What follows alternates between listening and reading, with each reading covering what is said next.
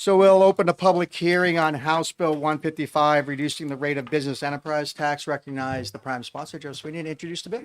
Thank you, Chairman Lang. Thank you, members of the Senate Ways and Means Committee. Knowing that I was coming before your committee, I decided to wear my best vest today, just to compliment yours. My name is Representative Joe Sweeney. I represent the town of Salem, which is Rockingham District 25. Proud to introduce today House Bill 155, which has already made its way through the House of Representatives. Ways and Means had retained it for the year to work on the effectiveness of it, so it's been pushed back to 2027. But what it will be is a reduction in the state's business enterprise tax from the current rate of 0.55% to 0.50%. We have had a great success in this state of reducing business taxes over the last decade. Since 2015, we've consistently found ways to lower the tax burden on employers in the Granite State. We have seen the benefits of that every day. In my district of Salem, we have been frequently recruiting businesses from other states around us to come into the state because of our tax climate and because of the tax advantages. This is a great way to get tax relief to small businesses in the state of New Hampshire. The National Federation of Independent Businesses has signed in support of this, as other advocacy groups as well. This is a good way to keep our economy growing, keep protecting the New Hampshire advantage, and I think it's the next best step we can do. It's always a good time to cut taxes, and I'm excited to propose this to you guys today. I'll take any questions you have. Great, thank you. Questions from the committee? Senator Fenton. Thank you, and thank you for taking my question. Do you have a goal or outcome from this reduction? Do you expect X amount of businesses, X amount of revenue from businesses coming to the state? Well, thank you for the question. I would never play the fortune teller game as to how many businesses we could see come into New Hampshire because of this. I think every time we cut taxes and reduce taxes, it generates the positive headlines that makes, businesses on the border that are looking to make a move just a little bit more enticed to make that move. I know this will directly result in relief to our existing small businesses in the state of New Hampshire, that they can then pass those savings on to their employees, their customers, and support reinvesting in the economy that way. So I think that would be the short-term goal, would be that immediate impact of just relief for existing businesses in the state. And then the long-term goals of recruiting new ones. It'll be another tool in the toolbox that the state has between BEA and the BFA to help bring in new employers into the state of New Hampshire. Follow up with me. Follow up. So, there's no mechanism to track if we actually get those businesses or recruit those businesses in this bill. How are you going to be able to justify the tax break without knowing if we're getting those businesses? Thank you very much for the question. I think we hear it from the businesses when they move here, that they're moving here because of our tax profile and because of our general approach on taxes.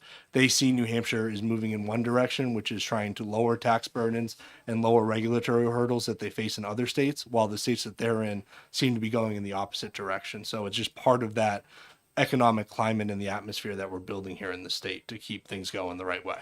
One last follow-up. One more So follow-up. just to circle it all back, let's say this does not generate those businesses and the revenue we're hoping. Is there an off-ramp where we look at this in 4 years and say, hey, this didn't work, let's raise this revenue again? Certainly, there's nothing that would bind a future legislature to look at this again, but any legislator could look at it as it progresses 2-4 years from now and file any type of legislation that they want as things continue. Sure, thank you. Question? Thank you, Mr. Chairman. Thanks for taking my question. So then, using the most recent DRA data, most firms would save like $336 a year under your proposal. Could you please explain how that would encourage any real significant hiring or investment decisions? Well, thank you. The business enterprise tax is a tax on the payrolls essentially and what people are actually being employed by. So it's a tax that ranges from how many employees you have. So any reduction that we make in it, as we continue the series of reductions that we have made in the past, just makes it easier to hire people in the state of New Hampshire, and then easier for those employers to reward their employees. So it may just work out to an average of $300 or so, but that's real dollars to the employees and the employers that are no longer paying those taxes. Oh, thank you. So, but because generally you can take the BET as a credit against your BPT, there's not really significantly more profit for the employers because they're getting less BET being credited against their BPT. So how does that really generate more money for them to spend on their employees beyond that $336? Thank you for the question. Well, every business is required to file and pay about a certain threshold required to file and pay the BET, regardless of whether or not they had profits or the revenues hit a certain way. So there are entities out there that pay the BET but don't have the BPT to take the credit against. This would be a great relief for those entities that are staff heavy that aren't paying into the paying the BPT. So that would be the benefit for them. Thank you. Thank you. Question? Thank you, Mr. Chairman. Thank you for taking my question. And doing a little bit of research last night, I was seeing how many businesses are leaving Massachusetts citing high regulations and high business taxes. Won't this be alluring to those businesses who can make a short jump to New Hampshire instead of going to the other options are Florida and Texas that are business friendly? Would this make a lot of sense for them to come over here? Absolutely, it would, Senator. Thank you for the question. We're in competition regionally with the Northeast, in which we're thriving, but then we're also competing with states like Tennessee, Georgia, Florida, Texas, that are also doing whatever they can to be enticing to businesses. And so, whatever we can do, just add another feather to the cap as to why folks should move to New Hampshire, we should be in favor of that. Thank you. Senator Oswald again? Thank you. As you, I'm sure, know, we withdrew $67 million from the rainy day fund in June, which represented about 23% of the fund balance. So why is this the right time to be further reducing state revenue? Thank you for the question. In the bill, it doesn't get into effect until December 31st, 2027. So it would be the first effective date of the new tax cut would be January 1st, 2028 in the next state budget.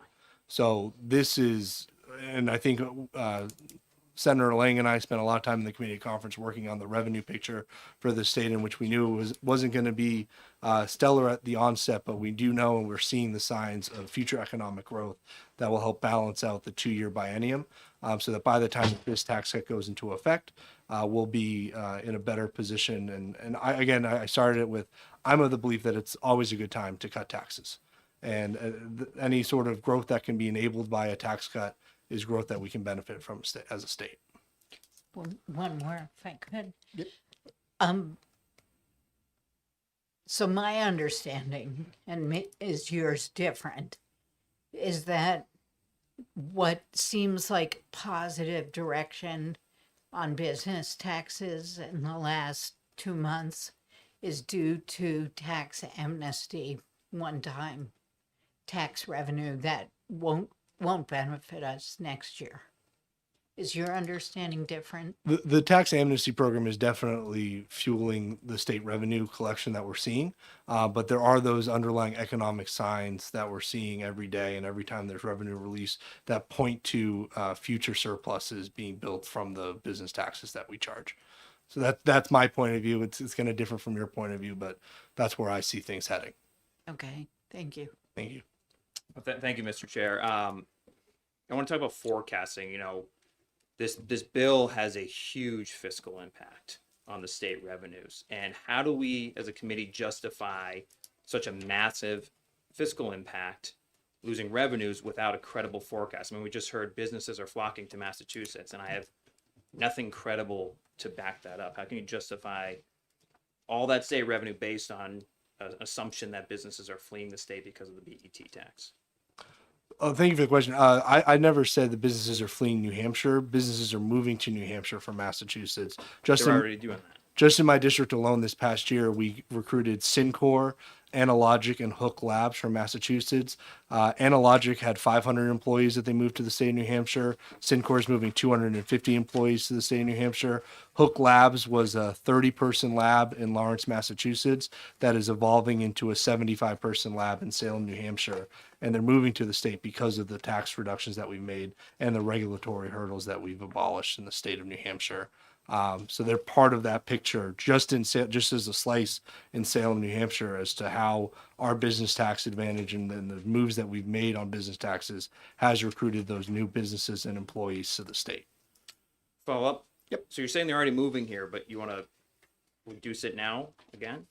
Absolutely, they're moving here because the business tax cuts worked, and if we have more businesses move here that are on the fence about moving here, we should reduce them further. Thank you. Further questions? I just have a couple for you. Sure. So, Senator Rosenwald said this is the fiscal impact was $26 million. That's the estimated fiscal impact of this, but that's only focuses on the BET. As Senator Rosenwald said, BET is a deduction off of the business profits tax, which one is at 0.5 point, and the other one's at 7.5%, drastically greater. So my question is, isn't it true we're actually going to see an uptick in BPT because it's no longer be able to take that credit of the $26 million, and that's going to roll up to those businesses that do pay the BPT will pay more in BPT, but that hasn't been calculated. Yeah, I believe you would see that as a second order effect of the bill. So, and then again, Senator Rosenwald spoke about the average, right? And averages are sometimes great and sometimes bad, depending. It's like that saying about statistics. Statistics tell you the truth, and statistics lie, depending on your point of view. And so, my argument about my question about averages is, again, this isn't the average that Walmart pays. They don't pay $363 in the business enterprise tax. I'm assuming with the thousands of employees that we see a significantly more revenue. And that the thing that drives this down is that we have a lot of businesses that only pay like $50 because you're at the very floor of the threshold. They have one employee that they've got to pay the tax on. And that's what's driving that number down so low. Yeah, I would right? agree with that. So, and then lastly, your statement around taxes and whether, to Senator Fenton's point about businesses moving in and businesses moving out and that kind of thing. Businesses are moving here, in your opinion, is it because they see a trend of what's happening in the state of New Hampshire? We're seeing, again, whether it's housing, where we're loosening regulations and we're allowed to build more houses and make more workforce development, bringing more businesses, then that's the regulatory aspect of reducing regulations, or whether it's the tax and fiscal policy of lowering taxes on businesses to let them keep more of the money they earn. Is it that trending that you're saying is what's drawing people in? Not the fact that we did it once, but the fact that we have a trend in New Hampshire of reducing regulation, whether it's on housing or otherwise, or reducing taxes on burden to businesses. Absolutely. I think the trend lines speak clear that if you're going to look to invest in a state, you're going to want to invest in a state that you see is moving in the direction that's going to support your businesses going forward. Great. So last question I'll ask is as the prime sponsor of the bill is to Senator Rosenwald's point and to your point, you don't want to forecast. We don't know. We spent lots of time on trying to figure out forecasting for our state. And when we looked at the current budget cycle, we anticipated the first 5 months were going to be low. Businesses were going to struggle, but after the January 1st, we were going to see. And is it your understanding, at least it was mine, excluding the amnesty program, in December, we actually saw business taxes for the first time in the year be above plan, actually, to the tune of $1.8 million in revenue.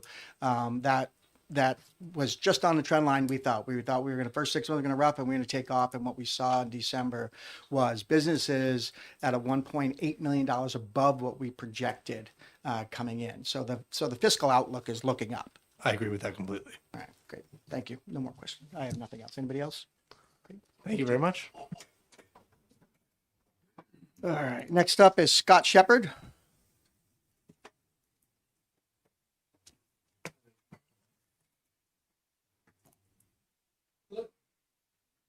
Chair and members of the committee, thank you. My name is Scott Shepard. I'm from Barrington. Sorry.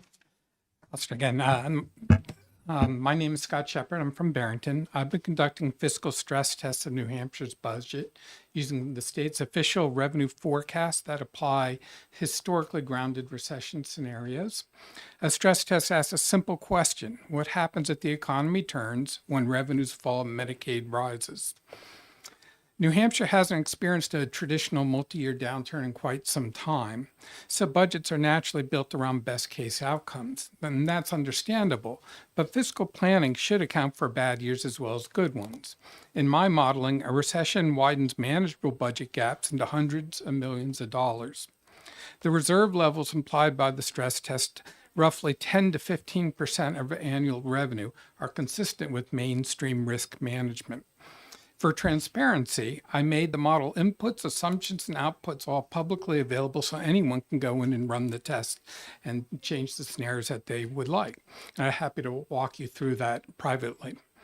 This analysis matters because we are already drawing on the rainy day fund during periods of relative economic strength, and reserves are the state's primary shock absorber in downturns, and using them now while reducing recurring revenue increases financial risk. I want to be clear, I'm not opposed to HB 155 in principle. In a strong economy, its revenue impacts appear manageable. But I would respectfully suggest that two safeguards you consider before moving forward. First, consider doing official stress testing to model recession scenarios. And secondly, establish explicit reserve targets before permanent tax cuts take effect. Absent those safeguards, reducing this revenue source now exposes the state to unnecessary financial risk. Thank you, and I'm happy to take any questions. Questions? I have just one. Good, Senator Rosewell first. Thank you. We have a statutory ceiling on the rainy day fund. As you know, we've never hit it. Is that where you would suggest that we go first before we consider reducing these taxes further? Yeah. Or some lower level? Yeah, thank you for the question. I guess my view is, just looking at this historically, it is the rainy day fund that's caused a lot of the problems that we see in our state today. Going into the Great Recession, we were about 3 to 4%. Whereas the minimum floor is generally considered 10%. A risky state like us today, particularly with being very dependent upon business taxes and having an older demographic, would suggest we should be to 12 to 15%. If we had adequate reserves back then, you wouldn't see nearly the amount of downshifting that we did onto property taxes. And if you think about if we had enough reserve built so we didn't have to do that, we wouldn't be having a lot of the challenges we have today with property taxes and a lot, frankly, the political rhetoric that we have today. It just seems like it would be useful to take a and try to make it so we don't get into problems when a recession comes, and they do come about once every decade. Further questions? So I have one. So again, you don't oppose the bill on its principle, but strictly on the fiscal aspects of it. Correct. And so my question is, given a financial trigger that measures rate of growth, would you support the bill? If it was, instead of implementing on a hard date, would you support it if the financial trigger said that if we're making revenue at this rate, then we can go ahead and pull back a little bit? I think, yes, that would make it measurably better. I think what I would actually suggest is we should consider a target for the rainy day fund. And once we've hit that target, whatever that target is, and it's a risk, right? You can have it low like we have it today. If we go through a big recession, a severe recession, we can get wiped out. If it's minor, so it's really just how much risk is the state willing to take. So if we were to have some sort of floor where we'd say once the rainy day fund gets up to this size, we can start to do more tax cuts, that would be, to me, the optimal scenario. It both gives you pro-growth, but also it protects us in downturns, which is really where my concern is. Further questions? Seeing them. Thank you very much. Thank you. Viola Cassimi?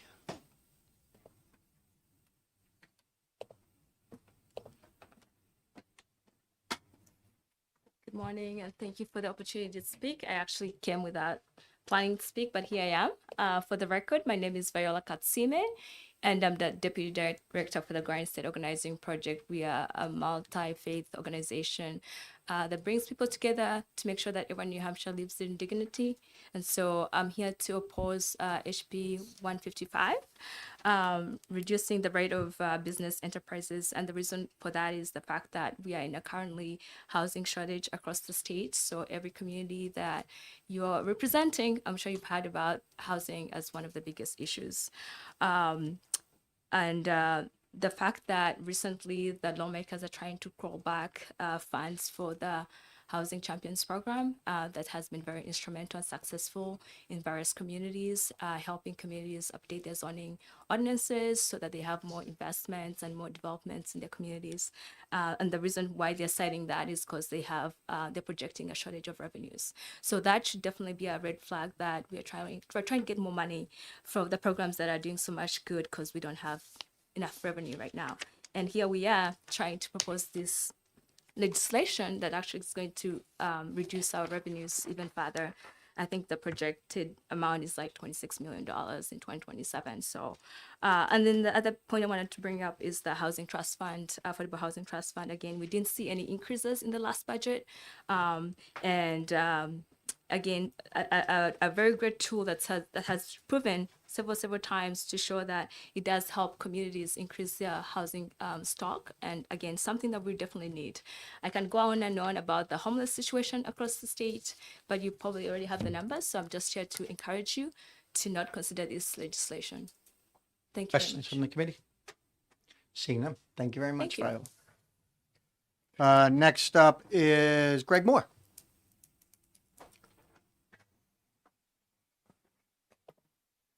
Thank you, Mr. Chairman, members of the committee. It's literally been since 2004 since I was in a committee meeting in this room, so it feels like old times.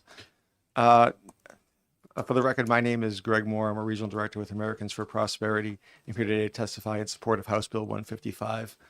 And look, this committee is made up of veteran legislators who have undoubtedly heard the arguments for and against business tax relief for the last decade. So there's no sense in my mind of going through and relitigating that. I will say that there are two things I'd like to focus on. Number one is why the BET, if you're looking at tax relief, why the BET? And the second one is why now? And I think that that's the crux of a lot of what the committee is discussing. Why the BET? The BET, as the chair and ranking members pointed out, disproportionately impacts small businesses. Small businesses are the ones who by and large pay the BET because of the offset, as you mentioned, against the BET. A lot of larger businesses tend to be fairly insensitive to the BET because it doesn't really net impact their tax bill particularly greatly. But for small businesses, it is often the business tax that they pay. And so providing this tax relief to small businesses will help offset some of the cost of living increases that a lot of those small businesses are seeing right now. Higher utility bills, higher prices, upwards pressure on wages as they've been seeing over the arc of the last 2 or 3 years. And a lot of those costs are piling up. We know that that's probably the number one issue facing the state right now are the cost of living issues, and providing some relief on that is beneficial. I want to talk a little bit about competition. Back in another lifetime ago, I actually had a PR shop in the greater Boston area. My sweet spot was tech startups, doing PR work for tech startups, companies large enough that they needed a function, but not so large that they could have an in-house person. I was once pitching a client who was relocating from New Hampshire to Massachusetts because of taxes. To me, as someone who had lived in New Hampshire a couple times beforehand, but grew up in Massachusetts, that seemed odd. It seemed odd to me that you would have a business that would be moving from New Hampshire to Massachusetts. But that's when I really learned about the impact of the BET. As it turns out, tech startups are companies that blow through a lot of cash, lose a lot of cash, and aren't particularly profitable. But in a state like New Hampshire with the BET, they pay BET. There's no profits. So they come to Massachusetts, it's actually a tax break for that type of business. So there is definitely a use case where the BET does work as a conveyor belt out of the state, as I think someone mentioned, is potentially businesses leaving. Yes. So this is from a competitiveness standpoint, there is a use case where you could see businesses being incentivized to move out of the state as a result of the BET. I think that's an important one. The next question is why now? Why is now the time to move forward on this? And the answer to that has to do with number one, obviously addressing the cost of living issues that a lot of these small businesses are facing, but secondarily, because right now, and I say this because the rest of New England is in my region and I know what they're doing. A lot of our neighbors are doing very regressive policies as it relates to business, raising taxes, raising regulatory burdens that now is the moment to continue to send a directional message that New Hampshire is the one place that is going in a different direction, that is offering a very different viewpoint. And you look at areas in particular like energy costs, the regulatory burden and energy costs in our neighboring states, not just electricity, I'm talking about heating as well, are significant. Taxes are being increased significantly in those states. And so right now is the time to send a clear and unmistakable message that New Hampshire continues to go in a different direction than our regional competitors. So with that, I'd like to wrap up my testimony. I'd be happy to take any questions from the committee. Questions from the committee? Senator Roosevelt? Thank you. So nobody is proposing raising business taxes. Doesn't that send the same message to businesses in view of the states around us that are raising taxes? So thank you for the question, Senator. I will say that there have been several pieces of legislation in the House. I know Well, that's the over- other no, chamber. the other That chamber. other chamber. I that have in meant here. fact. Oh, okay. If we say the adults in the room. I certainly understand that perspective. But I think that in terms of drawing that clear contrast, you want to continue to send the correct directional message of not just we're not doing the bad things, but that we're going in a different positive direction that would encourage you to want to come here, as opposed to make that contrast just as clear as possible, that if you're going to stay in the Northeast, that this is a place to be. Question? You have follow-up? I did have a follow-up. Follow up. So we've seen data from the Department of Employment Security about what attracts people to New Hampshire. And it's not actually the taxes. It's the quality of life is number one. Do you disagree with that? Well, what attracts individuals and what attracts employers are often two very different things, Senator. I don't disagree. I mean, I moved to New Hampshire for both reasons, both the taxes and the quality of life. So I can speak to that aspect at a personal level. In terms of what is attracting businesses right now, it's providing that incentive for them to make that decision, because you're making at least a 10-year decision. If you're going to relocate your business, you're looking at a significant capital investment in terms of relocation. You have to be fairly certain about what the trajectory is over those next 10 years in both the state you're currently in, or the state you're leaving, or the state you're moving to. So I think that what we want to do is continue to send a further positive message that New Hampshire is the right place to relocate in the Northeast. Gentlemen? Thank you, Mr. Chair, and thank you for being here and testifying and taking my questions. You know, I run a small business, a successful small business. I'm not asking for these tax cuts. New Hampshire Fiscal Policy Institute did some independent research on this, and you were talking about how this is going to benefit small businesses, and their average savings is around $336 a year.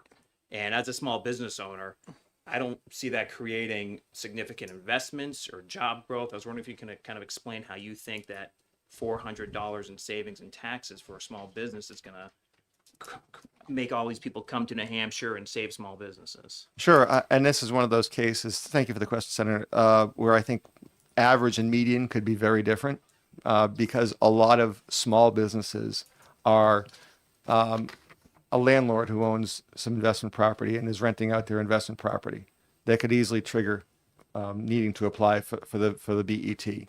So I think that you've seen that if you look at the totality, and DRA has said that if you look at the totality, a significant number of these small businesses are really just sole proprietorships or small independent businesses that, frankly, it probably would make a lot of sense to raise the BET filing threshold, because for the $50 that you're paying in taxes or the $25 you're paying in BET, you're probably paying a compliance cost of several hundreds of dollars. So I think that it would make a lot of sense to look at what in terms of like the median business, in terms of like your typical business that has a number of 20 to 30 employees. I suspect that they were paying significantly more than, so your typical, say, fast food franchise is probably paying significantly more than $336. And those are the ones who I think would be significantly impacted. As far as the stuff that you suggested relative to the Fiscal Policy Institute, I can tell you that since 2015, when the state began the effort to try to reduce business taxes and become more competitive. At the time, the Tax Foundation had ranked us as 48th nationally in terms of our business taxes, which was uncompetitively high and the highest in New England. And we went in a different direction. We started to become focused on making the state much more competitive. And since that time, we have been working as an organization. We've been meeting with a number of academic economists to try to find someone who could do a study, because there is a significant amount of data that shows that since we have done, that if you look at the time frame for when we started employer tax relief to now, we are outperforming economically our peer states, our regional peer states. Now, I'll be the first person to admit that correlation does not equal causation. So the fact that we're doing better and we're taking these policies is correlated. Is it a sense of causation? I'd like to get to the point of actually uncovering that and determining if that's true or not. I don't know that that's true. I think it's true, but I don't know it's true. I have struggled mightily to try to find an economist who'd be willing to take our money and do a study like that. And the reason why is they have delineated a whole host of factors, and a lot of them are wrapped around the 2017 Tax Cuts and Jobs Act, which changed federal tax policy and then disambiguating federal tax policy from state tax policy, and understanding the net impacts of that is a challenge. Obviously, the significance of COVID money coming in further scrambles all that up. And so when I see the FPI study, it reminds me of what we saw from the Congressional Budget Office in the 90s, which are these flat static studies that don't include the dynamism that actually takes place within an actual economy. And I think that it's important to understand that dynamism is real. I just, as an example, back in the 90s, someone requested that the CBO do a study of how much revenue would be increased if you raise taxes to 100%. And it showed the tax revenue would go hyperbolic. Well, of course it wouldn't, because no one would work at 100% tax rate. So I think that studying is great. I think that doing a detailed study is a good idea. But I also think that static studies have their limitations. Yep. One more follow-up. Greg, you're a cool customer. I appreciate you being here. I know the room's hot. I stayed up. It was hot 20 something years ago when I was here the last time. That part hasn't Only changed. getting hotter. We'll make a global warming joke. But anyways, I stayed up a little late last night doing some homework on some other states that are seeing corporate revenue increases, job growth, attracting businesses, and they're doing this without cutting these taxes, without cutting a business enterprise tax or their equivalent of a business enterprise tax. So why does New Hampshire have to cut these taxes in order to attract these businesses? The fundamental distinction between a lot of these states is not just tax policy, but some of these states that we have nearby have other advantages that we do not have. We do not have, for example, the robust research university capability of a state like Massachusetts. I mean, that's not to knock Dartmouth. That's not to knock Dartmouth. I mean, they obviously do a great job, and the biotech industry in and around the Lebanon area is fantastic. But when you look at some of the significant advantages of having the university structure that, for example, Massachusetts has, and each state has their thing that they are known for and that they can hang their hat on. In New Hampshire, the thing we can hang our hat on in terms of having an advantage, the New Hampshire advantage, is in fact our tax structure. So from my standpoint, from our standpoint, we believe that growing that advantage and expanding it to others versus other states, particularly the regional competitors, is what is our secret sauce, our differentiating value proposition, if you will. Question. Thank you, Mr. Chairman. Thank you for taking my question.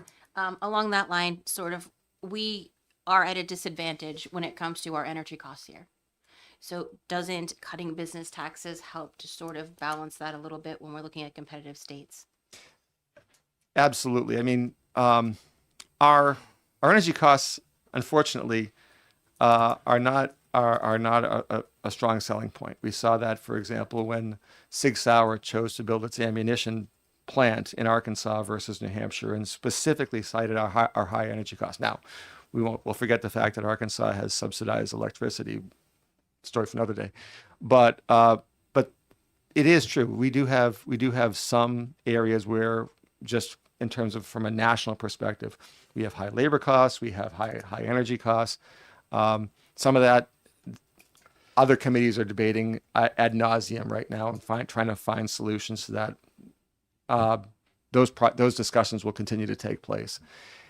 I will say that to the extent that we can take steps to reduce the impact of that, and as the sponsor said, we're not just competing with Massachusetts, we're competing with Tennessee, and again, TVA subsidized electricity, which is great if you can get it.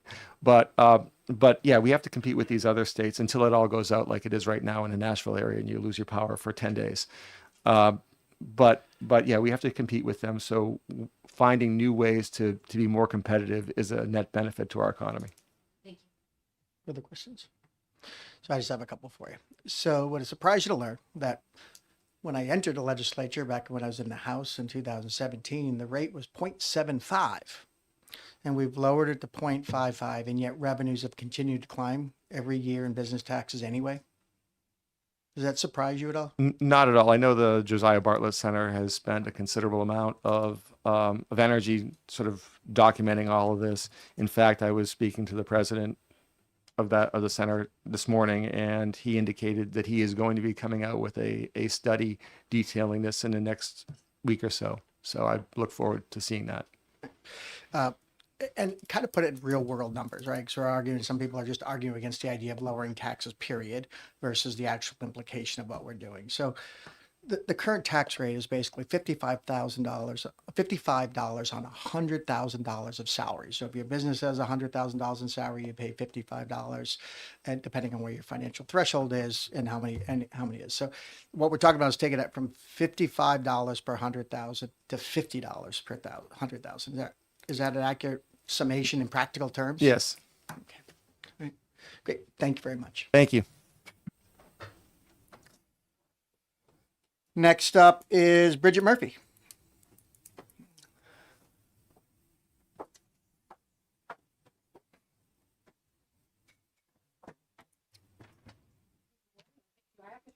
Yes, please. Good morning. Thank you for having me, for having us. This is both of our first time here. Please pardon me while I just bring up my, she's a trooper. My name is Bridget Murphy. This is Cammie. She's one of the 4 children I nanny. She's just being super patient with me today. I also have a 2-year-old of my own at home. And as you can imagine, it isn't the easiest thing for me I live on the seacoast, for me to come over here, bring a kid, coordinate care, because I have 5 total between the 2 houses, while I'm responsible for all of them. But I felt that this was important enough to warrant the effort. I also fear my testimony might be a little bit verbose, so please just bear with me. I grew up right here in Concord, but I have spent the last decade living and working on the seacoast. I'm an early childhood educator, a nanny, a mom, and a citizen who is deeply concerned about the state of the world that I'm leaving to the little hands I hold each day. I'm here today to ask you, as well as the House representatives who allowed this bill to pass, what exactly are you thinking?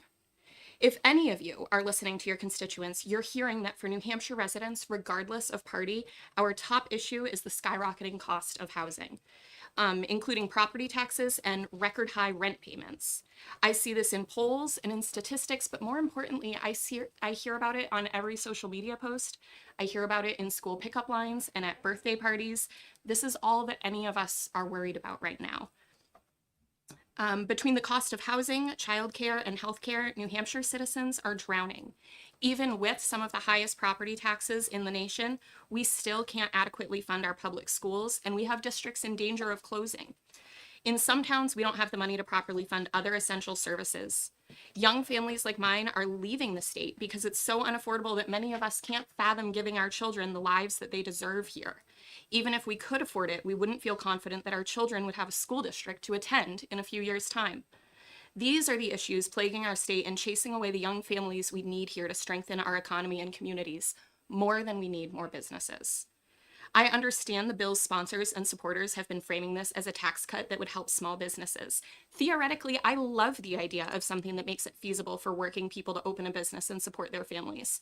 However, I have to take into consideration that we're looking at half a percentage point, meaning that the average filer would be saving about, actually, you guys corrected my statistics here. I had 500, and it sounds like NHFPI actually corrected that to $300 per year, according to the New Hampshire Fiscal Policy Institute. That's hardly enough to hire a new worker or increase benefits for employees. So who then is benefiting most from this tax cut? Not Totally Tea or Gibson's, not the co-op, not your kids' daycare. No, the corporations actually saving any worthwhile money from this are the giants. McDonald's, Walmart, and Home Depot are going to absolutely love this tax cut. But as the New Hampshire Fiscal Policy Institute reported 2.5 years ago, and this is a direct quote, the businesses paying the most in state-level corporate taxes are typically large multi-state and multinational entities, and they may be less likely to reinvest the revenue from a state tax reduction specifically into the particular state that enacted it. We are giving these giant corporations a tax break for them to keep for themselves or spend elsewhere. This is not going to trickle down to the average New Hampshire citizen. The same article states that both the business profit tax and the business enterprise tax have been lowered significantly since 2015, and I appreciate that this has already come up. As you mentioned, Chairman Lang, the BPT was at 8.5% and the BET was at 0.75% in 2015. In the last decade, they have been lowered by 11.8% and 26.7% respectively. In New Hampshire, we rely on these corporate taxes for a whopping 31% of our total tax revenue, more than any other state in the country. Second place is New Jersey with 14%, by the way. We are like more than doubly reliant on this than the second place state in the country. We are crippling ourselves and putting our communities at a further disadvantage. If we are going to continue to be a state that prides itself on no sales or income tax, we must acknowledge that the funds for our public services have to come from somewhere. When we continue to give tax cuts to these major corporations and value them over constituents, it is residents like all of us here today who suffer. We wind up footing the bill and going without in terms of our schools, our healthcare, our fire departments, our libraries, and our police funding. Simultaneously, we wind up paying more in property taxes and rent to try and bridge the gap left by this deficit. I'm not the first person here today to point out that the information provided in the fiscal note for this bill says that we will be costing taxpayers upwards of $40 million. But another equally important consideration, in my opinion, is the way that these tax cuts affect our, hang on, I'm so sorry, I just lost my spot. Affect our communities. Back in 2023, when reporting on the existing BET cuts, NHFPI found that the impact on funding for essential services is immense. Their revenue loss estimate found that the state could have collected between $496 million and $729 million since 2015. And that was an article posted in 2023. So those numbers would be higher now. That would be through the general fund and the education trust fund. For context, the New Hampshire Department of Health and Human Services estimated that over 7 years, the general fund spending for mental health services totaled $517.5 million. An additional $496 to $729 million could have eliminated the statewide education property tax in its current form for up to 2 years, which could very well have been a more effective economic stimulus than any of these business tax cuts. Alternatively, New Hampshire could have doubled the contribution to the university system over 4 years, or doubled the budget of the Veterans Home over 5 years. The evidence is in front of us. We already know what this does. We have already seen it. When we cut taxes for these groups time and time again, it does not stimulate our economy. It hurts our public schools, our universities, our veterans, our mental health services. It hurts us, all of us. We are already seeing the effects in our school districts and struggling municipal services. Please do not worsen the burden on us. We are here today begging you to hear us, begging you to choose your constituents who put you in those seats over wealthy corporations. I grew up here. I want to raise my son here to show all the children in my care the beauty of our state, not only in nature from the coast to the White Mountains, but in our communities and in each other. I want to trust that every child in this state will have access to quality education, basic needs like water and housing, and affordable health care. Every day, I promise 5 children a better world, one where they have the chance to succeed and build a future for themselves, where they can live comfortably without struggling to get by. Please help me keep that promise. Stop corporate tax cuts and listen to the voters you work for. Vote no on HB 155. Thank you for your time. I don't know if I could answer a question, but I'm willing to try if anybody has one. Questions from the I group? just have a statement. I have 3 kids under 7, and mine would never last. So you're doing an amazing. He's feeling particularly agreeable today. I had no idea how this would go. We're lucky she hasn't unplugged the whole thing. Thank you. Not mine, this one, but she's a sweetheart anyway. Not seeing any questions. Thank you very much. Thank you very much for the time, Senator. Mackenzie Nicholson, Moms Rising.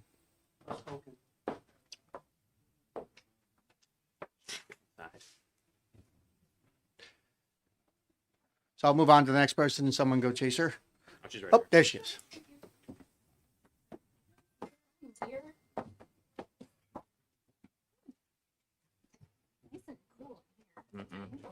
Oh, sorry. Thank you.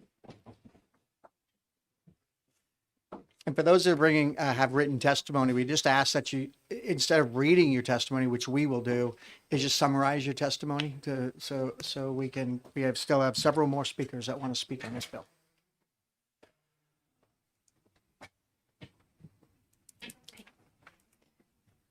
Go ahead, Mackenzie, just introduce yourself. Thank you. Good afternoon, Chairman Lang and members of the Ways and Means Committee. My name is Mackenzie Nicholson. I'm the co-senior director of Moms Rising in New Hampshire. We're a grassroots organization representing thousands of moms across the state. And every day we hear from those moms that they are really struggling. Costs for everything are going up, from property taxes to childcare.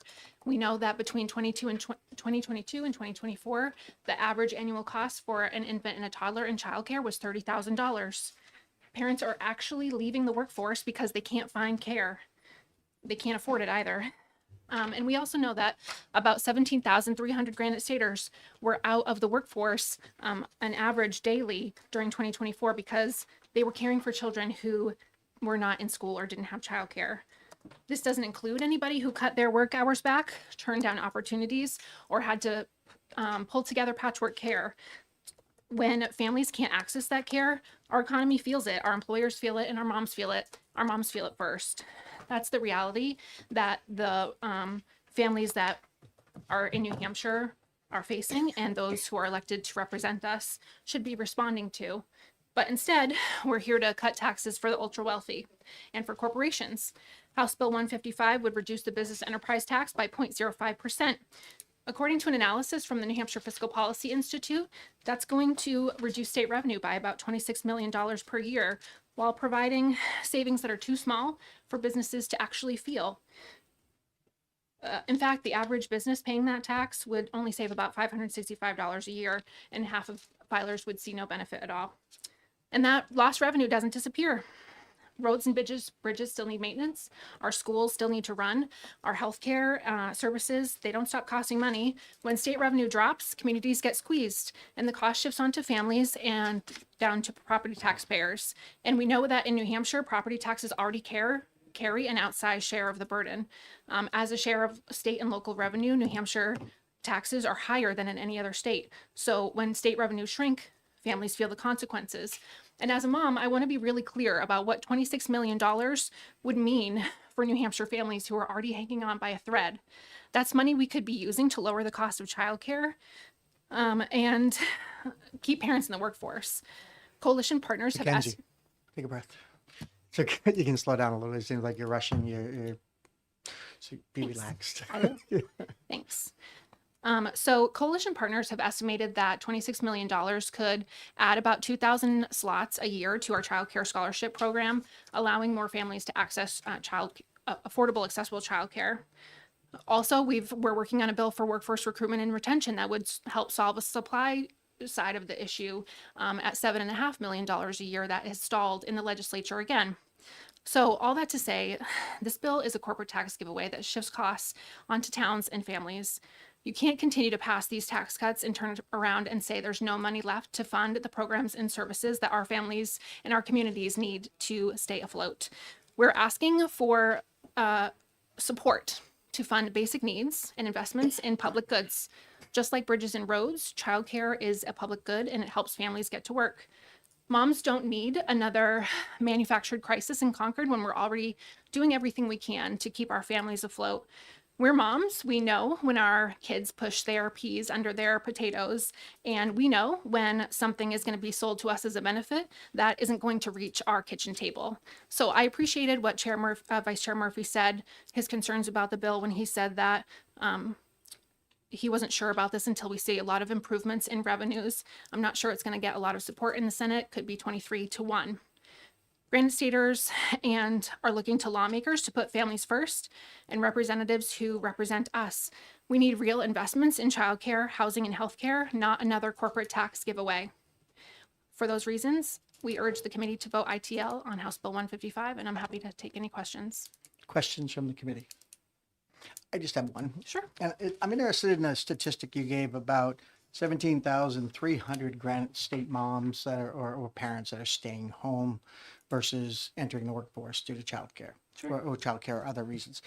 I guess my question is, so I have 4 kids, and at one point my wife and I decided to take a cut and allow my wife wanted to stay home with the kids. So we had the last 2 that were really young, and she wanted to have that experience of being a mom at home and taking care of daily with the kids. So we made the decision we'll cut back on our spending and we'll allow the mom to stay home. Is that factored into the $17,300 parents? Like, my wife would have to answer that, yes, I'm home because I have kids. And she would have been part of the $17,300, but yet it was our choice to make that decision. So the question I have is, are you delineating that out in that 17,000, or those are people who say, I just can't afford childcare, so therefore I'm staying home? Those are parents who are not in the workforce because their kids are not in childcare or in school. So we could also say that they don't have a choice in their option. So it could be folks who are choosing to stay out of the workforce and folks who simply don't have the choice and are forced to stay out because there is no care. Both. Okay, thank you. Just kind of bouncing off of that, would you believe, my wife was in the childcare workforce when we had our first son, and her full-time wage was less than the cost of childcare. And I think what this number is reflecting is that a full-time wage sometimes doesn't even pay for childcare. I would believe that. Thank you. Anything else? Thank you very much, Mackenzie. Next up is Marissa.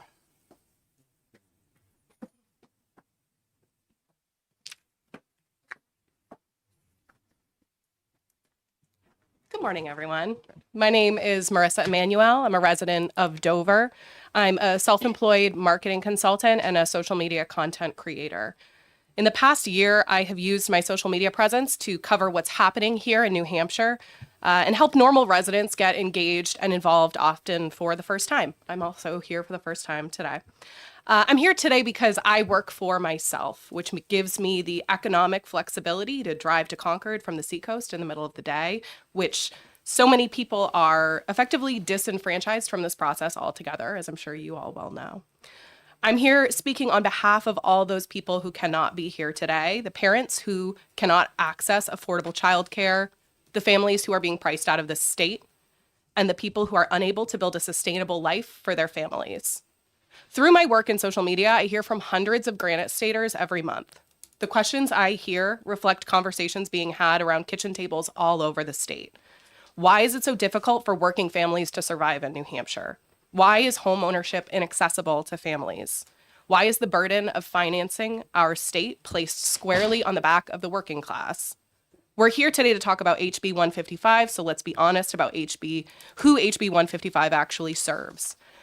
Research shows this bill will not primarily benefit local shops or family businesses. We've been talking about this $300 figure roughly.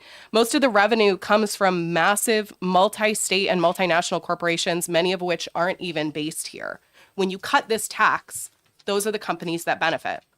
Even in its most charitable interpretation, HB 155 does not help people who live in New Hampshire. Since 2015, we've cut business taxes over and over. We have lost access to somewhere between $795 million and just over $1 billion in revenue. And researchers have found no evidence that these cuts led to job growth in our state. None. You know what we did get? We got a $150 million budget hole, a Supreme Court ruling that we are unconstitutionally underfunding our schools. We are dead last in the country for higher education funding. And we are heading down a path where our local children won't have schools to attend, but hey, someone's got to look out for the big corporations. I'm sure they really appreciate the dedicated support of some of the people in this room. Why has life become untenable for working families in New Hampshire? And it is largely because of the decisions made here in the State House. It's because of our willingness to prioritize the endless greed of multinational corporations and the billionaire class over the needs of working people and families raising young children in the Granite State. I am a working parent of a small child here in New Hampshire. We are building her life here. At least we are trying to. And in order to do that, families like ours need to have access to schools. We need access to housing. We need childcare. And every one of these challenges is made worse by this kind of tax cut.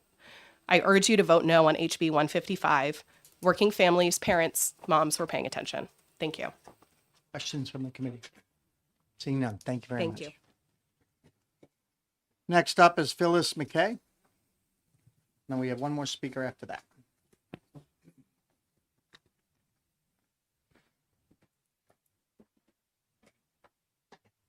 This? No. Hi, thank you for letting me speak. I promise I'll be brief. I'm Phyllis Mackey. I'm from Newfields, and I am a retired marriage and family therapist who had my own private practice with several colleagues, so we qualified as a small business. And throughout the time that I was a small business owner, the BET was never an onerous thing. We probably didn't make much money, but the BET was not onerous in any way, shape, or form. What was onerous was the lack of support in New Hampshire for mental health, but that is a conversation for another day. It's interesting that this hearing is happening in the midst of all the towns having their deliberative sessions. I was at our town's deliberative session last night, and the concerns of everyone about their property taxes is huge. And when I hear about the BET being cut, the only thing I think of is, oh my gosh, there go our property taxes up yet again. The term downshifting is used over and over and over. And while the BET is not, and especially this cut, is not going to make that big a difference for small businesses, big businesses, it will make a big difference in state revenues and in what's going to happen to our property taxes. I also just want to remind everyone, the gentleman that was here from Americans for Prosperity, that is funded by the Koch, was originally started by the Koch brothers. Now we're down to one brother, Charles, and that is not an organization that is thinking about little people. Pardon? Just keep to the bill conversation. Okay, that's why so I would urge you to please not vote for HB 155, and thank you for your time. Thank you, Phyllis. Do you take questions, Phyllis? If there are any questions from the committee? Sorry. I just have one.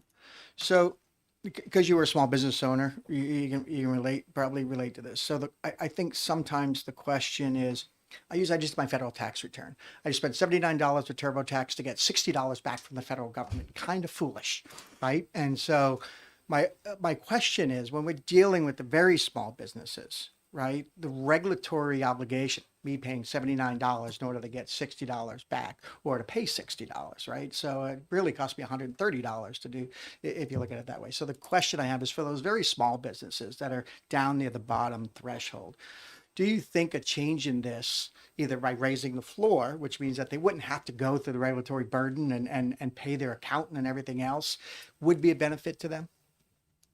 To those small businesses, to make them, you don't even have to worry about this. The 1, 2, 3-man shops.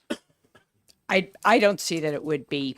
I mean, it was one of those things. I filed it by myself. It wasn't a, it wasn't a burden in any way, shape, or form. Thank you. Any other questions? Thanks.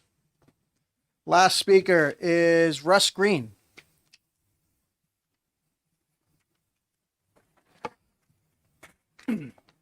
Hello, my name is Russ Green. I'm a resident of Belmont, New Hampshire. I'm here to speak in opposition of HB 155. From my understanding, this bill is a form of corporate welfare that will leave a $26 million hole in New Hampshire's revenue. Shortfall will shift costs to grant staters in the form of property taxes and further austerity and cuts to education, health, and social welfare programs. A lot of people have spoken on the points that I wanted to bring up before. We are very reliant on BET, number one in the country. Second only, the next is New Jersey. So what ails us here in New Hampshire ails the rest of the country. We are legislating it for the billionaire class and for corporations and not looking at working people. I also think that the idea of the Granite State advantage is a farce. Our neighbors have not lowered their BET and they're having huge economic growth. I think that we have to think about who this is benefiting. You were saying that you have a small business. This is going to the savings for small businesses is going to be nominal. The majority of benefits are going to go to large corporations.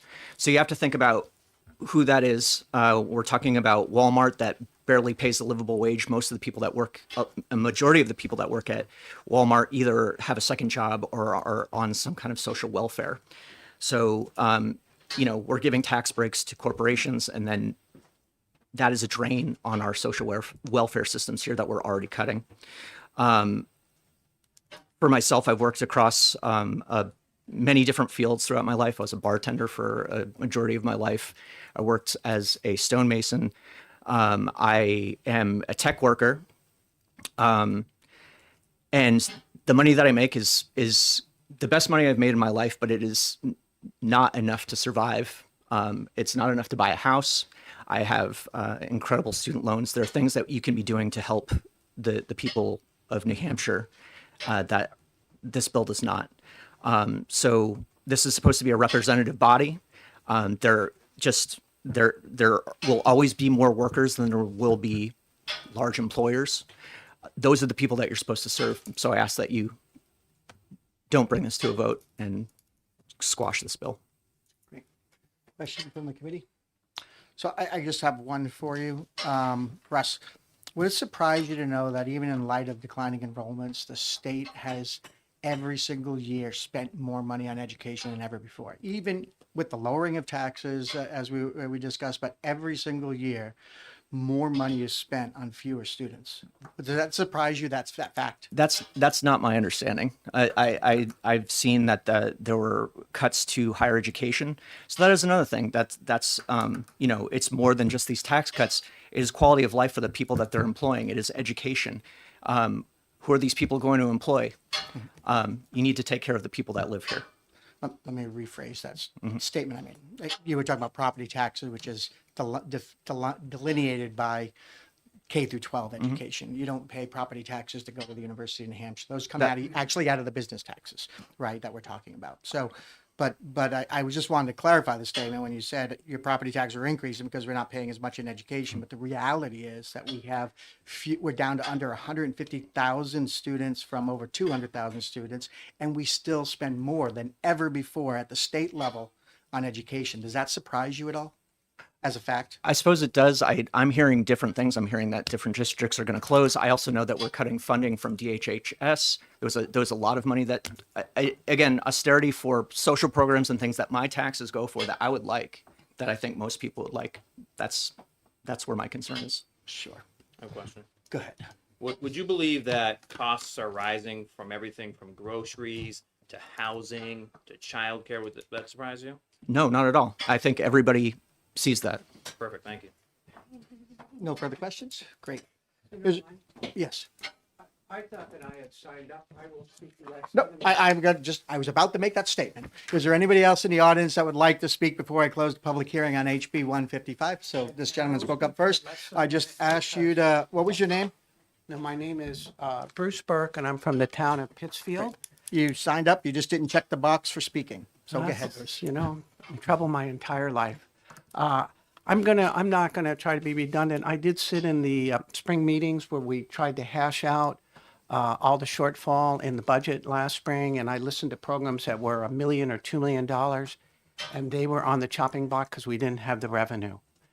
And I think there are two different discussions going on here. One's business and one's quality of life, and we understand that. And so the argument is, can we leave more revenue for quality of life? I'm going to make one quote because I don't want to be redundant. Again, it's from the New Hampshire Fiscal Institute, and it's a recent publication. It's about a paragraph long. Quote, analysis of the BTT and BPT rate reductions in New Hampshire from 2016 to 2022 found no evidence that the decrease in tax rates spurred enough economic growth to offset the foregone revenue from the tax reduction rates. If you look at their study from April of last year, and I'm sure you've heard this statistic, but we have lost somewhere between $700 million and $1.2 billion in revenue from 2015 to last year. And the Fiscal Institute goes on to state, we have seen no appreciable business advantage vis-a-vis our surrounding states. If that's true, then we should be funding as much as we can to support the 2 or 3 speakers that just presented. I will take your questions. Thank you. Any questions? Seeing none. Thank you very much. Thank you for putting me on the list. You want to speak, sir? Yes, sorry. Did you sign up on the sheet? I did. What, your name? Eric Swenson. Good, Eric. I apologize. You did check it. I missed you. Okay. Well, thank you all for this opportunity and for the work that you do. I'm Eric Swenson, resident of Moultonborough, New Hampshire. I am a professor of medicine at Dartmouth, and so I see the issues around healthcare in this state almost on a daily basis. I oppose this bill. I think that the benefits that might accrue from any increase in business movement into the state is going to be offset to a greater degree by the reduction in the ability of the state to meet services and support, particularly for people at the lower socioeconomic scale. I'm new to New Hampshire. I understand the live free or die attitude. I often wonder whether perhaps it ought to be live tax free and die. And what I mean by that is that if we are not spending money and we are foregoing possible income, in such as this bill would do, there will be people that will die. Maybe not many, but on a figurative level, there will be a dying. That'll be the young people and people that simply can't live in this state for the lack of support. And we've heard much discussion of the impacts of trying to live in this state. And if we give a benefit to these companies, it means that if we have to have a balanced budget, which is the law, then that money will have to be found from somewhere else or services will be reduced. And if the services are reduced, then that passes the burden on to local governments, towns, and counties. that are already struggling. So therefore, if I were to write this bill, perhaps as we've talked about the differences in the small businesses versus the large businesses, why don't we give this exemption or this reduction to the lower end of this scale and not give it to the big corporations? They should be paying. And I think that that would be a fair impact on the state and its citizens. And again, thank you for the time. I appreciate it. Roosevelt. Thank you. Welcome, Dr. Swenson. Welcome to New Hampshire. And let me just say, it took me 10 years of living here before I really felt like I understood the live free or die mentality. So I'm glad you got it more quickly. I don't know if you're aware that the state recently cut contracts for mental health services. And I wonder if, as a physician, I don't know what your specialty is. but- Internal medicine. Okay, whether you think that is going to increase the severity of mental illness and upstream people getting care in more restrictive, more expensive settings. I think that will be the impact. And then certainly not fully funding mental care efforts has an impact on physical conditions.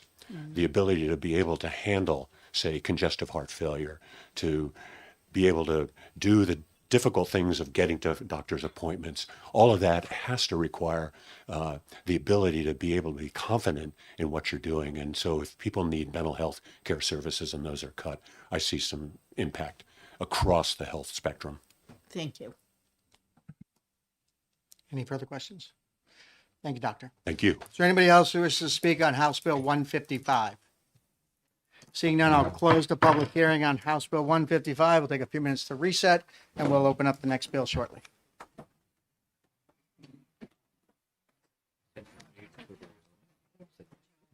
Yeah.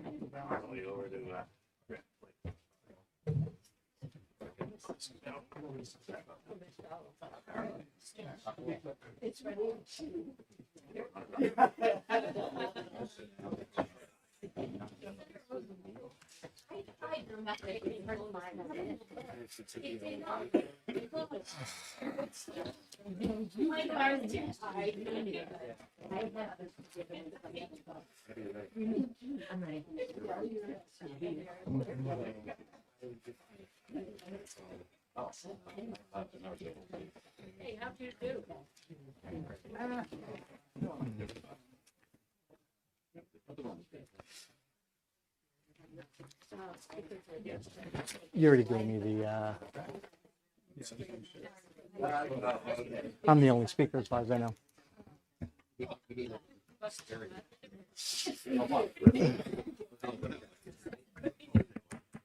want to open the hearing on Senate Bill 652 and recognize the sponsor, Senator Lang. Thank you, Senator Murphy. Thank you, members of the committee. I am Senator Tim Lang from Senate District 2, covering the Lakes region up through Campton and Thornton on the east side of 93. What you have before you is a very technical bill, but it is a topic that's near and dear to my heart. My good friend, the Honorable Norm Major, was always worried about the state's liabilities, and as people overpay their taxes and don't request refunds year after year.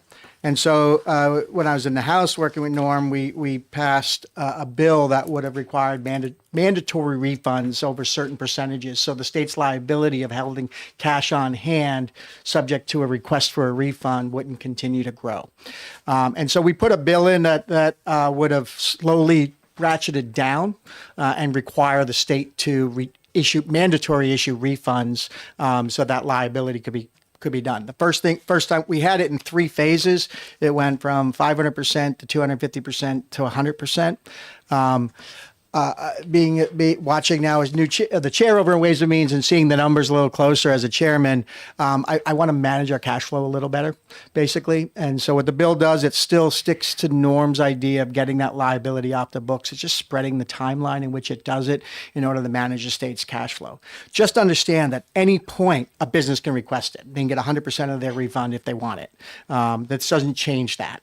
It just says that the mandatory refunds required by DRA would just be would be a little bit smoother. So we reduce it by 50%. We're at 500% right now. We'd reduce it by 50% every biennium and issue those refunds for the people between, in the next target window would be 450 to 500. People who have more money than that, we would issue a refund to, and then the next biennium that would drop down. So this is just a cash management bill. Is why no one else signed up for it to speak against it or for it. It's a very technical, wonky bill. But if you look at the DRA's analysis here, you'll see on page 3, which is really what we're talking about. So in 2029, we will be looking at a mandatory refund of $30 million. And then the following biennium, $98 million. And what this does is spread that out. So in the next we would see a $2.8 million and $3.6 million, and it slowly would return those funds over time versus all at once. So again, it doesn't change the overall policy other than spreads out the timeline in which we do it. So Senator, it looks to me like there's two big changes here. One is you're stretching out from 5 years to 15 years on the drawdown, but we're also making the change to go from 100% total liability max to 150. Correct. Why would you go from 100 to 150? Thank you for the question. So again, the idea being is we know that cost of living increases, and at 100% today is not 100% next year, right? Your liability is probably going to be higher because you've either made more or that kind of thing. So the idea being is that we're always keeping enough to cover 100% of the liability directly, right? So a little bit more because next year could be 103% you owe compared to the previous year due to business growth. And so we're just keeping a little bit more up on the front end, on the back end, just so if a business, like when I closed my business, I just closed out my liabilities and dealt with it. I used some of the credit I had and then paid the difference and zeroed it out. So the idea is just to keep that money on hand. So if a business does close in that last year, they have the funds just to wipe out that last year's liability. I served with Representative Major in Ways and Means back in 2010, and boy, do I miss that guy. He knew his Yeah, stuff. man, Any other questions? the for Senator Oracle. Lang? Senator Rosenwald. Thank you. I don't have that DRA analysis. Say that again? I don't have that DRA Sorry, analysis. it should have been just handed out to you. Oh, okay. It looks like that guy right here, the TIF, their technical informational document. So, and it shows you the numbers on the back end. Again, I wrote this with DRAs. We worked together to make sure we didn't have any mess ups in drafting. Thank So, Thank you. Further questions? Seeing none. You're finished. Thank you. Is there anyone else who would like to speak on Senate Bill 652? No one? We'll close the hearing and hand the gavel.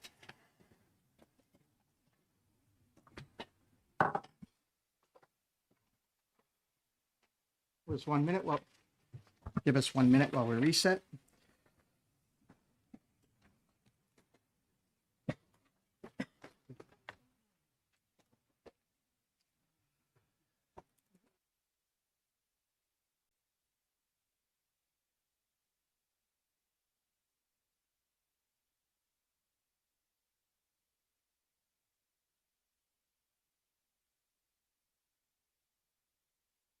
All right, we'll open a public hearing on Senate Bill 654 and recognize the prime sponsor, Senator Sullivan. Welcome. Thank you very much, Mr. Chairman, members of the committee.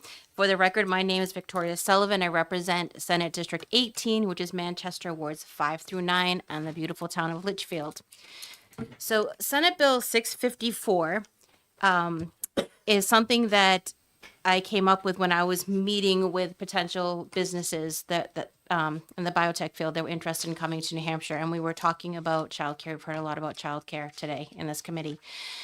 And when I asked them to be partners in childcare and find ways that on the state side we could incentivize them having childcare in their own facilities, which makes it so much better for parents to have their children with them, especially new moms that have to bring their newborns to work.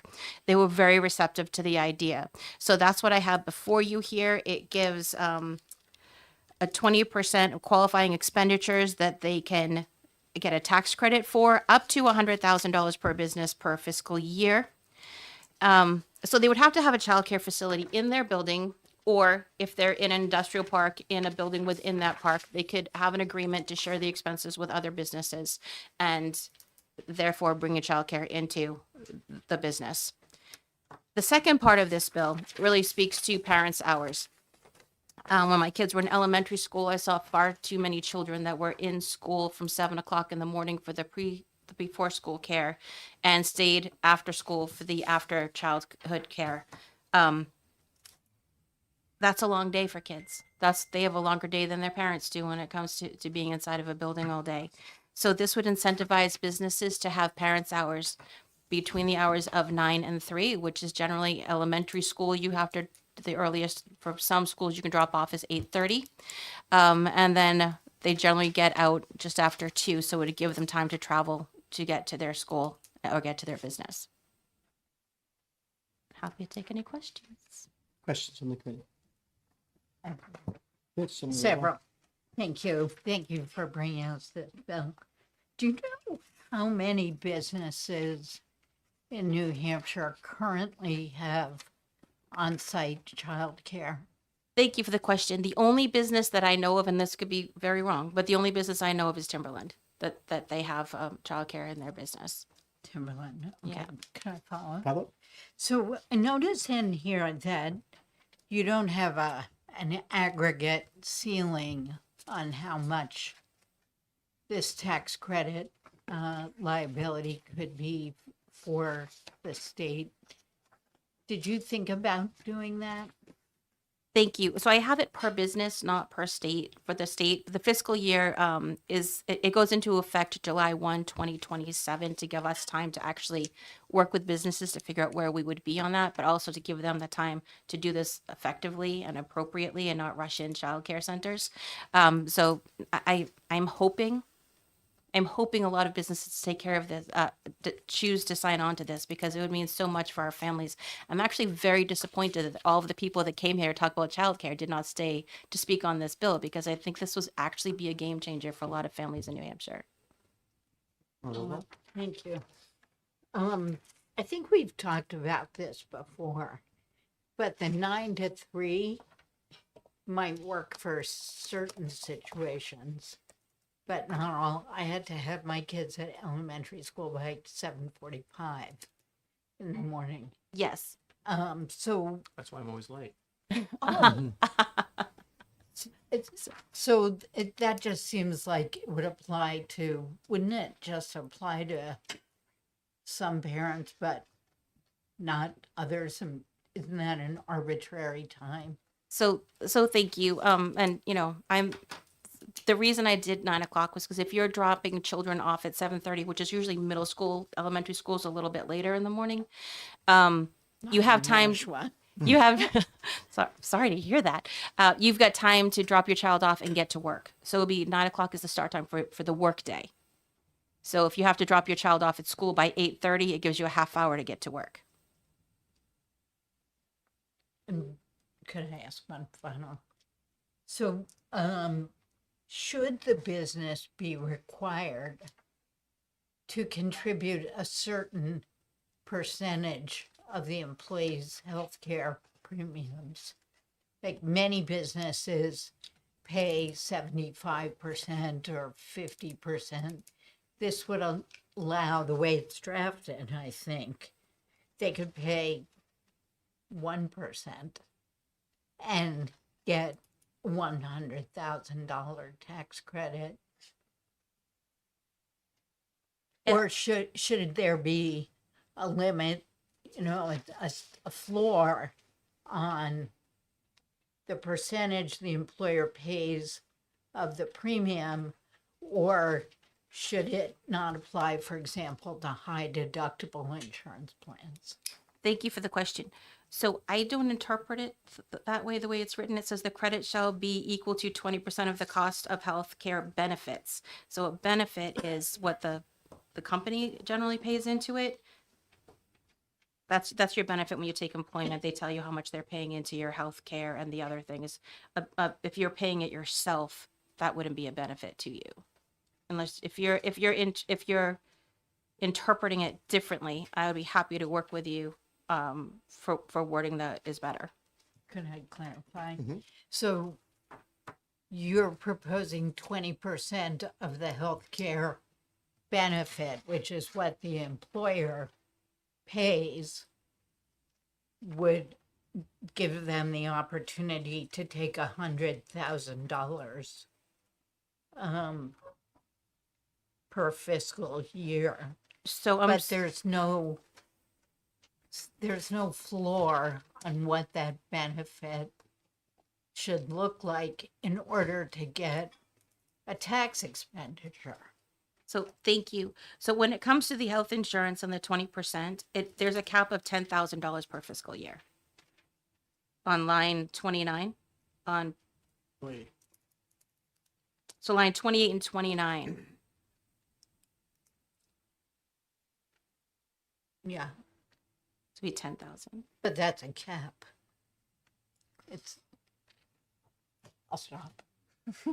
So if I can follow up just on that conversation point. So I think, and if I understand your intent from what you just said, was that the idea being, again, employer has $1,000 employer side cost for an employee for healthcare coverage, then they would be able to take a $200 credit for that cost. Correct. For someone who meets the parent hours, regardless what the cost is and what insurance program it covers. They're only allowed to take 20% of their cost for that program that's being provided to the health insurance program that's being provided to the employee working parents' hours. Correct. But it also will help to provide part-time parents with health care.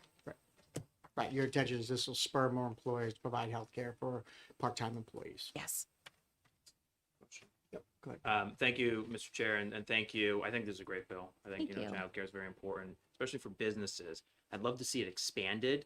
When I talk to small businesses, especially my district, rural, so we don't have these large industrial parks. So I don't know if there was a way to expand it where maybe, the daycare is across town, but it's a 5-minute drive or something like that. I don't know if that's something we could work into this or just make it a little bigger so that more businesses could take advantage of it. Thank you for the question. I'm not opposed maybe next year, but so the intention is really to have that child close by. Like I talk to so many moms that have to go back to work and their hearts break when they have to bring their infant in. This allows them to nurse their child when they want to have lunch with their child when they want to, and really have that bond throughout the day that they don't have to sacrifice. And if it's a drive away, Like a 5-minute drive. that would be up to the, I mean, I'm sure you're a great employer and you wouldn't mind that, but other businesses might not be so willing, but I'd love to talk to you about it more. Thank you. Thank you.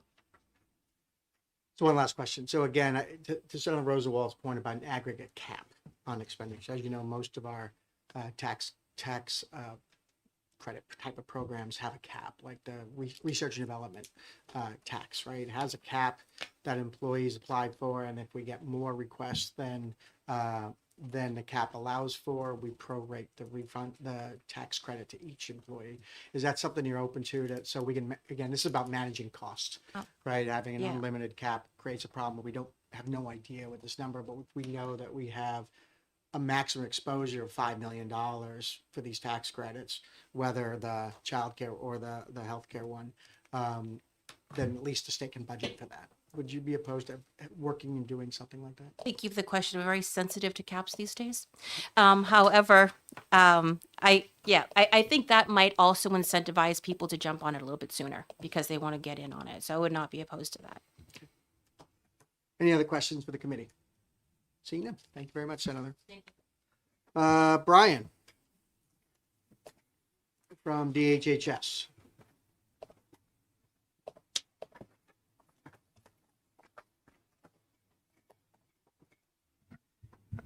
Thank you, Chairman. Thank you, members of the committee. My name is Brian Clark. I'm counsel for the Bureau of Child Development and Head Start Collaboration. And I'm here today to just testify as to the department's role in the bill. So our one concern is that the Department of Health and Human Services doesn't really have experience in writing tax rules or rules regarding tax credits. And this bill does require the department to write rules regarding what qualifies as a qualifying expenditure. And I'm happy to take any questions. Any questions from the committee?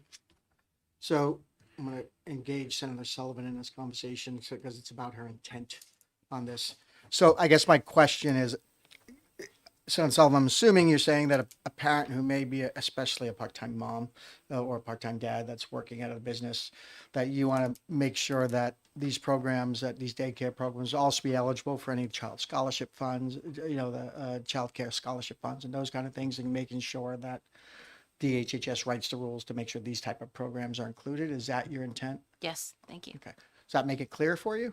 So, any licensed childcare can qualify for the childcare scholarship in the enrollment process.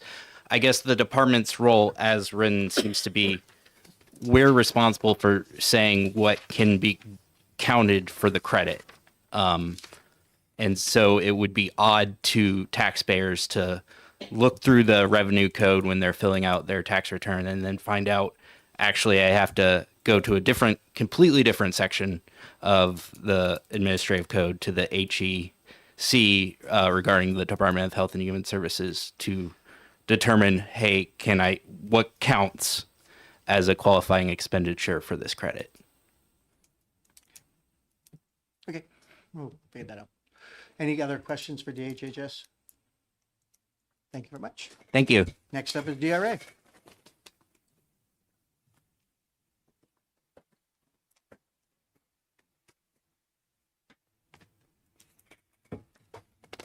Good morning. Yes, it is still morning. I'm Jennifer Ramsey. For the record, I'm Tax Policy Counsel with the Department of Revenue Administration. We emailed around some technical concerns this morning, and I also have paper copies if anybody needs them. I don't know if everybody has them or not. There are some concerns technically with the way that the bill is currently drafted. None of them are huge. I think that they can be worked on, and I'm happy to work with the sponsor to try to address them. But while we're here, a couple may be worthy of conversation and clarification.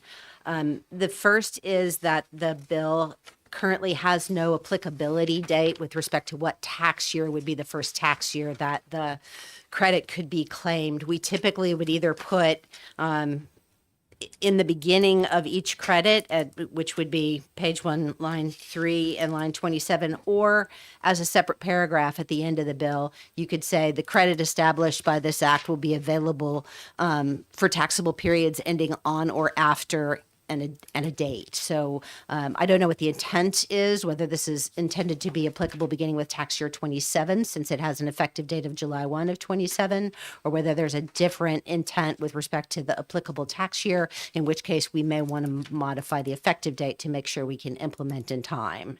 But that's one issue I wanted to bring to the committee's attention. The next is that there's a little bit of confusion.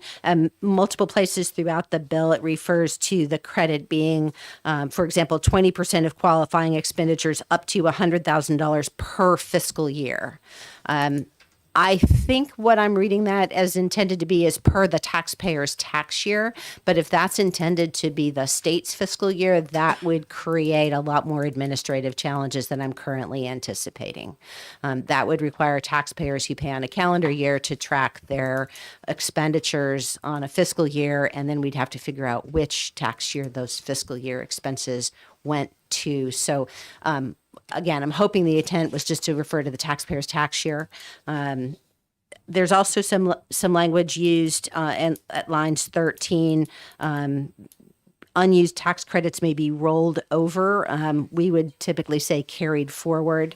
On line 14, older credits shall be rolled over first. I think that is intended to be utilized first. Then at line 18 and following, there's some language about how DRA may choose to waive the recapture requirement for the credit under some circumstances that are, it's not entirely clear to me how we would use our discretion under those sentences. If the intention is that the circumstances as we see fit are intended to be other circumstances like the sale of the business, that would be very helpful. The other piece of that waiver authority is we would either prefer that we be told we shall waive if the circumstances are met, or if we're going to be given some discretion, what are the factors we should utilize in exercising that discretion? It becomes problematic for our commissioner if she doesn't have that guidance. Then with respect to the provisions about split credits where a taxpayer might go in with another taxpayer to put an on-site facility, and then it's a good idea, I think, to have them provide us with an agreement that explains how the recapture would work. But the bill doesn't provide any guidance on what we are to do if they don't do that. Do we disallow the credits of both of them? Do we disallow one but not the other? So again, we could use some guidance there. The parent hours tax credit talks in terms of dependence, which is a tax term for us in terms of dependence, like you declare a certain number of deductions on your return. I don't think that's what intended. A definition of what is meant by dependence might be helpful. It could be that you are talking about people that need care during the day. It could be that you mean children under at a certain school age. So again, it would be helpful to know that. Because this group talked a little bit about potentially putting a cap on the program, I would just want to make everyone aware that right now we're treating this as a credit that would simply be included on your tax return, no separate application process. If we were to move to a capped program like the research and development tax credit, that requires an application by a certain date. In order for us to prorate, we take however many applications we've received and spread the available dollars across the applicants. That would be a little bit more complex for us. We do it on other credits. It's not a problem, but it might necessitate an additional staff person, and it would definitely necessitate a system upgrade within RIMS. We've been quoted $40,000 per new tax credit program this year for those system upgrades. Last thing I'll say, based on the comments of the previous speaker, the qualifying expenditures rulemaking authority, whether you place that with DHHS or with DRA, it's a little bit broad right now to simply ask the department to put definitions in law basically that don't currently exist. Our rulemaking authority is limited to implementing existing law, but we can't go beyond that, as Senator Lang knows well. We can't go beyond that and basically make new law through rules. So anything that could be added either for us or for DHHS that puts some guide rails on what a qualifying expenditure is would also be very helpful. I think that's all I have, and I'm happy to take questions if you have any. Questions from the committee? Thank you. I'm just happy to work with you on this, and I think they're reasonable questions, and I'm happy to work with you on it. Great, thank you. Anything else? Thank you very much. Before I close public, I'm going to ask you again, work with DRA and DHHS. We're not executing this bill today, and just work with them to get an amendment drafted. I don't remember our date to have bills out. This is an FN, so it has to go to finance. Yeah, so we have That might be the date. March 5th. So we have to have it out of committee by March 5th. So, so if we can work sooner rather than later on getting language drafted to look at as an amendment to figure out how to cover DHHS as well as DRA's concerns. Anything else on Senate Bill 654? Seeing none, we'll close the public hearing on Senate Bill 654 and entertain a motion to go into executive session. So, been moved by Senator Murphy, seconded by Senator Rosenwald. We are all those in favor of executive session signify by saying aye. Aye. All those opposed say nay. The ayes have it. So on today's bills, the only one I want to consider executing is my bill on because it's a pretty vanilla bill on 562. Is there any discussion before we make a motion? Is generally everybody okay with this? 562. So I'll move 562. That's the 50% per biennium. Oh, so Yeah. what we just. The one we just heard. It's the only one today. I'm not going to take up the other two. I think we have issues there we got to work on. But for today, I don't think there was any opposition to 652. Moved by Senator Donovan, seconded by Senator Rosenwald on a motion of auto pass on Senate Bill 652. Or any further discussion? Seeing none, all those in favor say aye. Aye. All those opposed say nay. Ayes have it. It's been moved consent by Senator Fenton, Second. seconded by Senator Murphy to move it, put it on consent. Any further discussion? Seeing none, all those in favor say aye. Aye. All those opposed say nay. The ayes have it. It will be on consent, and I will take it out so no one has to do extra work in case somebody decides to pull it off consent. Because I can think see you're the Senator only one. Rosenwald doing that just to make me do some work. So the other three bills we have are, and one I was going to consider today for doing is Senator Gray's Bill 404. This is the economic revitalization zone tax credits. Again, I think this is a minor increase. This will, actually, I won't say it's going to go to finance because it's under Senator Gray's threshold. This is the one that's looking to go from $825 to $1 million for these zones, the small zones that are currently at 100% capacity. So it gives it a little more headroom for applicants to apply for the credits. So is there, before we take a motion, is there any general discussion? Are we generally in favor? My notes said it was basically the BEA request and it was a cleanup bill. Correct.